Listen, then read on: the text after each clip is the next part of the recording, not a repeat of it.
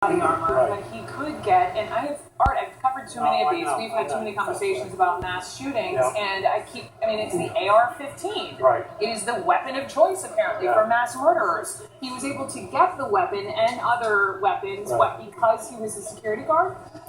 That's partly to do with it. Exactly, stupid. He had a security job.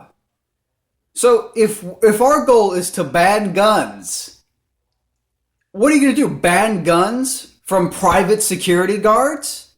Private security companies who hire private guards to protect high-profile people? I mean, those are just one step away from the cops. I haven't heard a single liberal argue for banning guns from police officers. Cops still get to have guns. But the point is, look how dumb your gun control argument is. Because what happens if you work for a private security firm? Like this motherfucker who committed the terror attack on the gay nightclub did. He worked for a private security firm.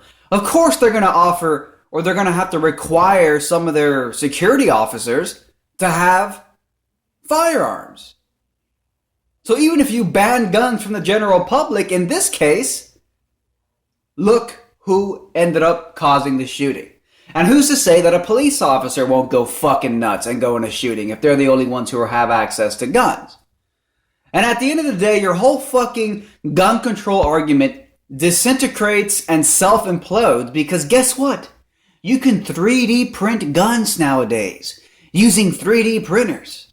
So even if you ban guns, if you still have access to 3D printers, you can 3D print a gun. This technology already exists. And it's only going to improve as 3D printers improve. So if you actually are calling for a gun ban, that necessarily requires that you also call for a ban on 3D printers. Because those can print almost anything nowadays, including guns. Go look up the research on those. They've already successfully made firearms with 3D printers. Gun control is a fantasy for retarded and emotional people.